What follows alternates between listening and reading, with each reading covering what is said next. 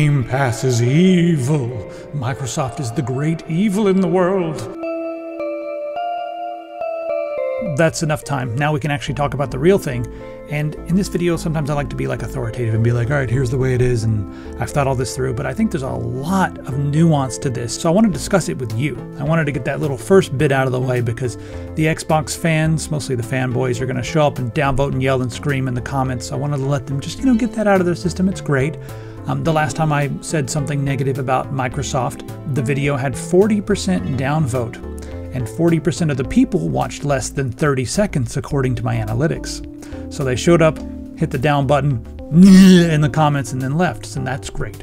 I'm glad they're back playing Call of Duty now, and we can talk about this like adults.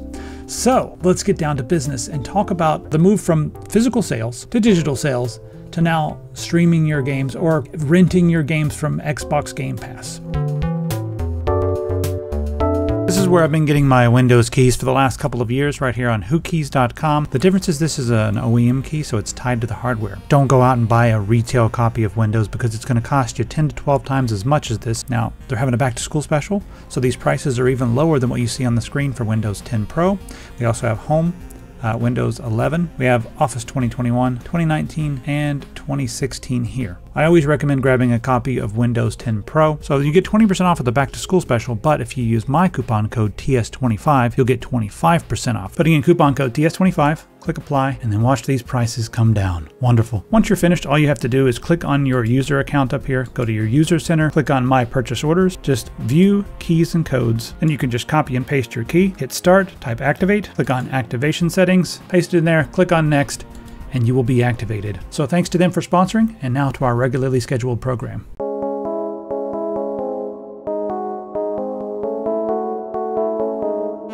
We're kind of moving into this new era where everything has shifted from ownership to a post-ownership society. And we've done that already with music, with Spotify and services like that, Pandora. We've done it already with services like Netflix and Disney Plus. And now Microsoft is the first to really do this successfully with video games. And they've done it on Xbox, and then we also have Game Pass on PC. So if you're living under a rock, what Game Pass is, it's a service where Microsoft will let you play any game you want that's on their Game Pass platform for $14.99 a month, I believe it is. So you pay one flat fee and you play anything you want. Play it as much as you want. People were very excited to be paying $14.99 a month because they said this is amazing. And now I can play Call of Duty with my friends, and instead of spending $70 to buy the game, which is way too much money, I can spend $15 a month.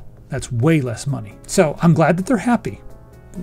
Saving so much money, spending $15 a month for 10 months or however long they play each Call of Duty game, instead of spending that terrible $70. So this is just an interesting article about the move over to streaming and subscription platforms like Netflix and Spotify. Just read this if you want to get a bit of a backstory on the whole ownership of things. But right now, it's not a big deal.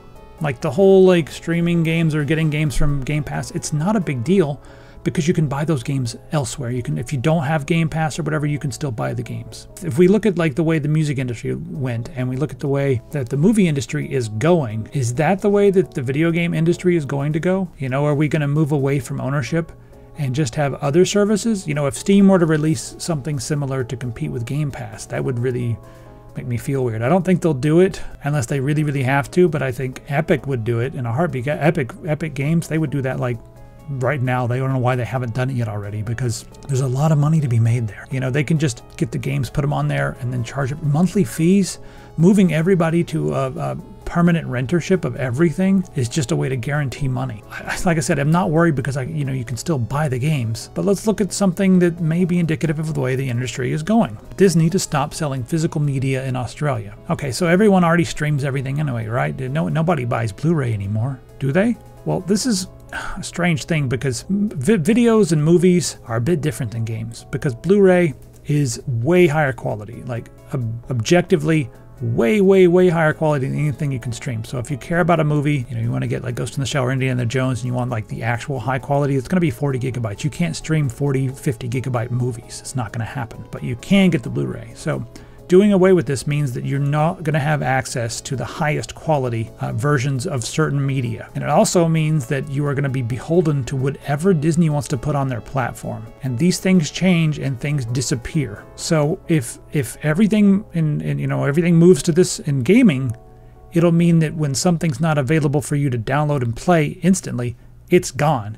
If you don't have a copy of it in a box, it's gone. You can't just play it anymore because it's not on offer. Like Alan Wake disappeared for quite a while because some of the music that was in that, the people who owned the license were like, you don't have the license anymore, sorry.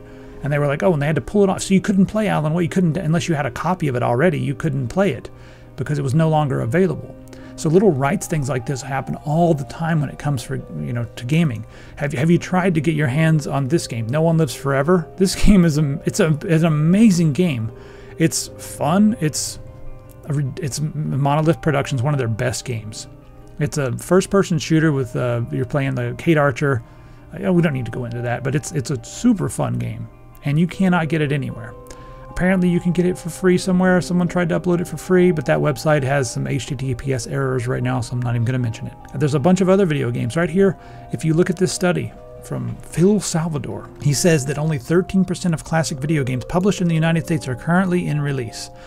Classic video games, you can see what he defines it as, but games released prior to 1985, you can't get these games. They're like not available for sale anywhere.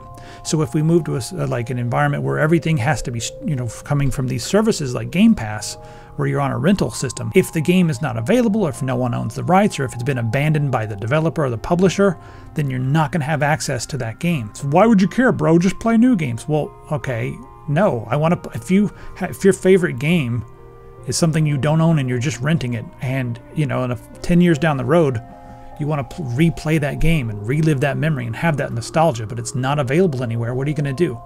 Just pirate it. Well, not everybody knows how to pirate it. We know how to pirate things, and it's morally good to pirate things if they're going to do this bullshit.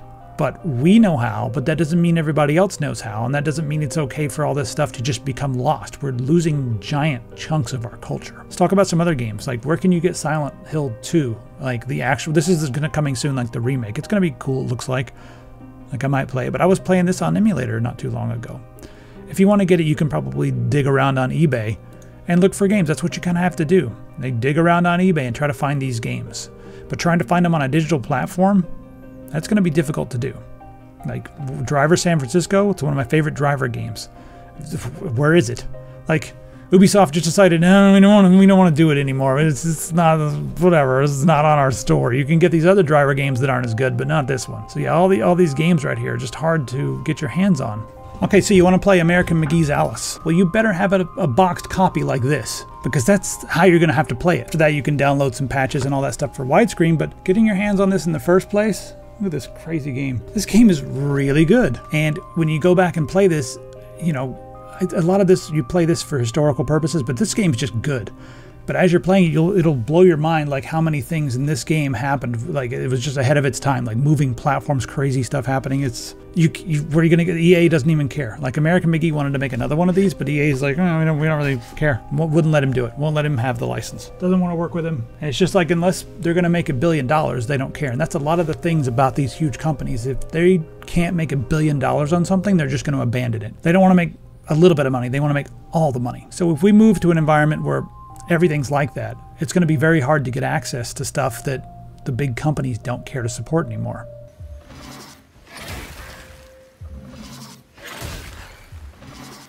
So these things are not like current problems. Like they're not something that we need to worry about right this minute. These are down the road things that we should be thinking about. And if we continue to allow the big companies to move us away from ownership, then this is what's going to happen. It may not be now, it may not be, maybe not be 5 years from now. This is the road that they will take us down, because this is where all of the money is. And if all of the services are moving to rental instead of ownership, then that's going to have a huge impact on the types of games that are made. And that is the real thing that makes me worry the most. First off, I want to say that there are some indie game developers out there who are for and against Game Pass. Some who say it's amazing because, oh, we got $750,000 in one lump. And I'll tell you how Game Pass works when it comes to indie developers. So if you're working on a game, they've got a pretty big fund of a few $1 billion or whatever, if they want your indie game on Game Pass, they will give you one check, one chunk of change, like $500,000, $100,000, whatever it is, depending on what kind of game you have. They'll look at it and be like, oh, it's a cute little click adventure, pixel art. Here's 50 grand. Thank you very much. That's it. That's all you get if you're an indie developer. Nothing, you don't get any sales, no royalties, nothing. You get that one check.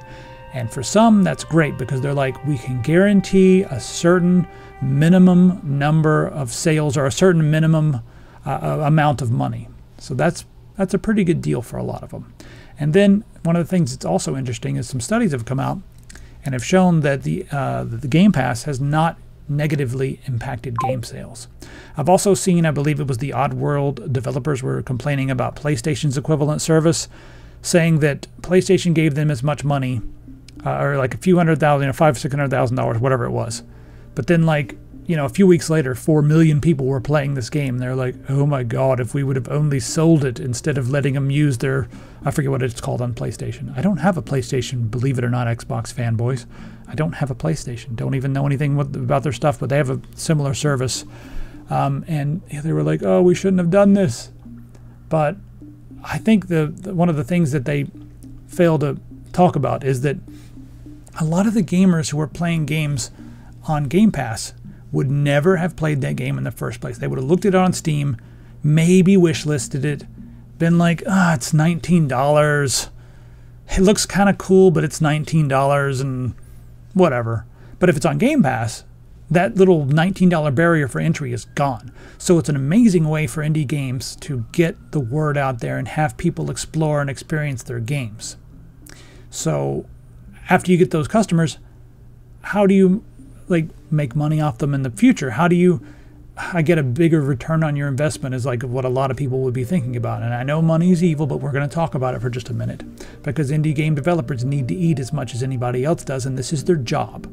So here's how they make money, and this is the thing that concerns me the most.